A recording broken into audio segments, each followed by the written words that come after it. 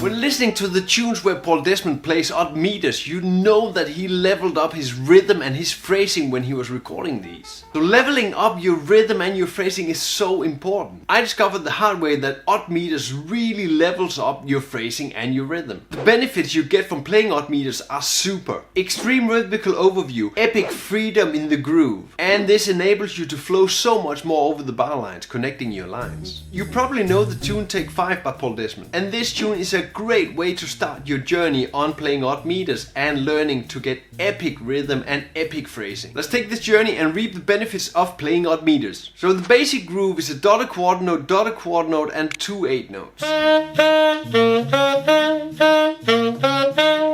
If you start by just playing the bass line on your instrument, when start working on soloing, I will choose very simple material to solo on. That enables you to work much more with the groove and the rhythm.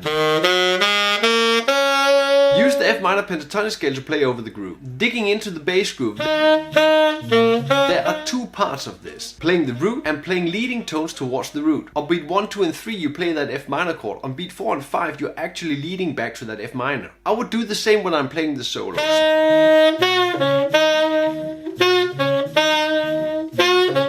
Start playing the F and leading back to that F. So make your focus playing the 3 beats on the F and really lead the way with the 4 and the 5 into that F as much as you can. Challenge yourself on the rhythm, but practice like this. Go really into the groove, but only change a part of that groove. I choose to change beat 4 and 5, putting 8 notes in there. And then of course with the rhythm, add different notes from the pentatonic scale into those rhythms you make. Work on the 5/4 groove and keep repeating the same patterns like your rhythm section.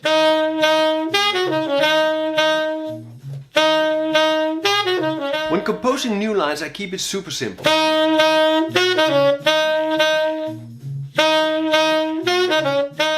Most of my focus goes on leading into that F in the second bar.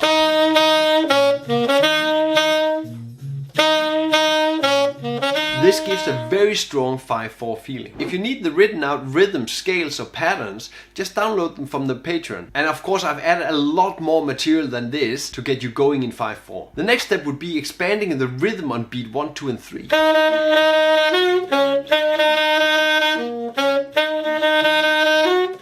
Set it up like a groove, play it slow. Even rubato will do. And my main focus will still be leading to the F in the second bar. Be aware of the beats in the bar. It's divided into 3 plus 2. Sometimes when I'm practicing this without a groove, I'm catching myself in playing 2 times 3/4 bars.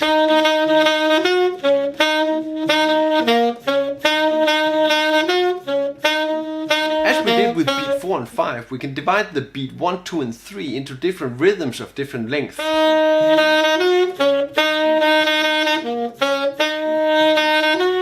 Taking it a bit further.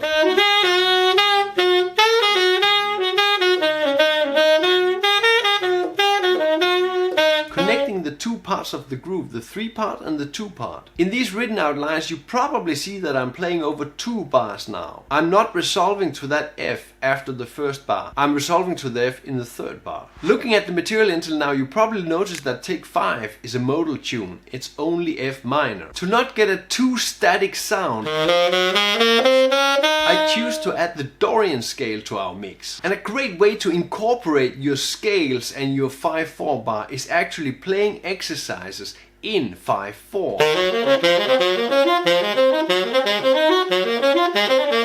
You get really used to playing that 5/4 feel when you exercise this up and down in the scale. This method can really integrate these patterns and you add them seamlessly into your playing.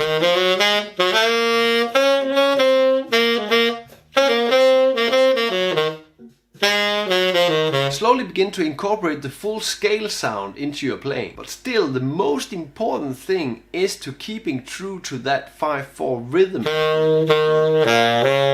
and the phrasing.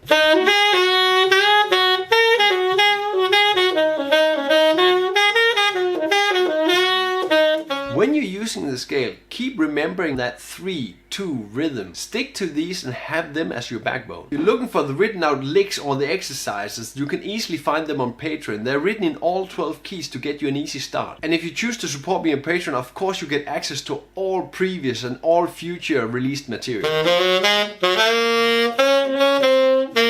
In this example, I add some breaks. This emphasizes the rhythm and definitely emphasizes the phrasing, and you really get awareness of where you are in the bar.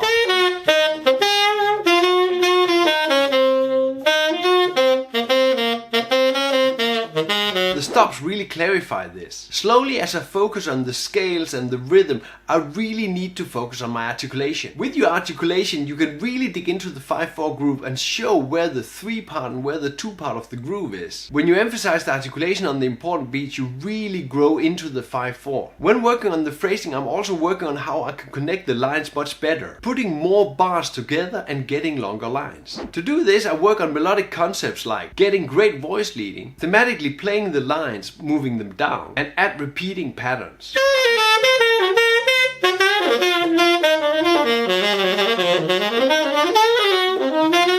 And this evolved pretty fast. Maybe you have checked some of my earlier videos, but into this line I add some chromatic approach notes. And on that minor chord I added the dominant into this line, but still the main focus keeps being epic rhythm, epic phrasing, clearly playing the 5/4 beat. At this point, playing the basic groove, starting out with the pentatonic scale, focusing on the 5/4 beat and then the 1, 2 and 3 beat, leveling up to the Dorian scale where the focus turns into the melodic playing. Using melodic tools will lead you to play like this last example, advancing into jazz lines, lots of accelerating rhythms, and playing phrases connected to each other over multiple bars. A great follow-up on this is taking the step and fully understand everything in minor with this video, and check out this featured video with Chris Potter playing epic rhythms.